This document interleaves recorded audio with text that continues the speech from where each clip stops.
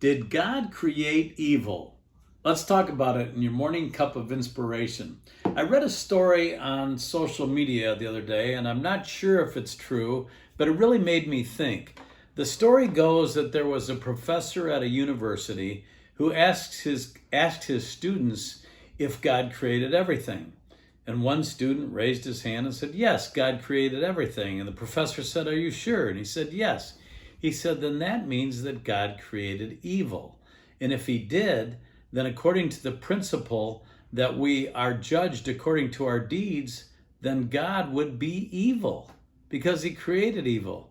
And the student was silent.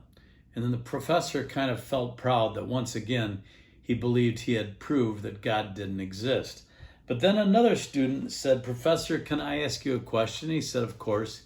He said, "Is cold a thing? Does cold exist?" And the professor said, "Of course. Haven't you ever been cold?" All the students laughed.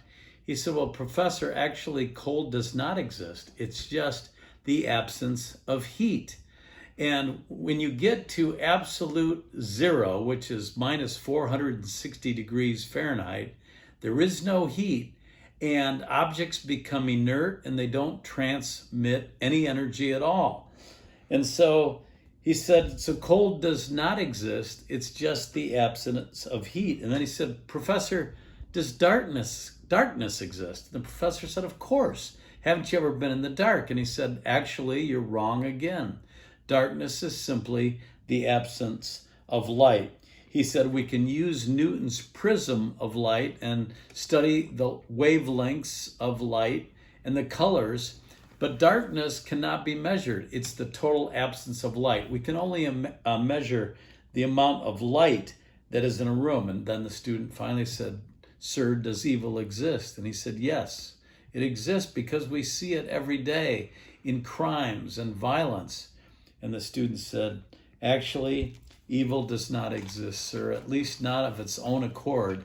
Evil is simply the absence of God. It's like darkness and cold, a man-made word to describe the absence of God." And then at the end of this story, it said the student was Albert Einstein.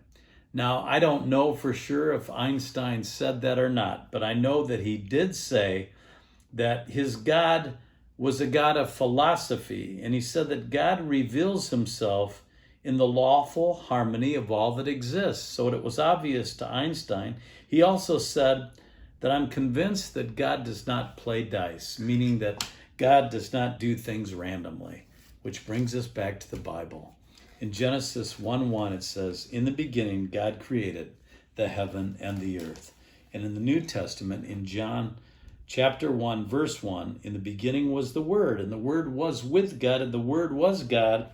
And down in verse 14, "And the Word was made flesh and dwelt among us, and we beheld his glory, the glory as of the only begotten of the Father, full of grace and truth," which was Jesus.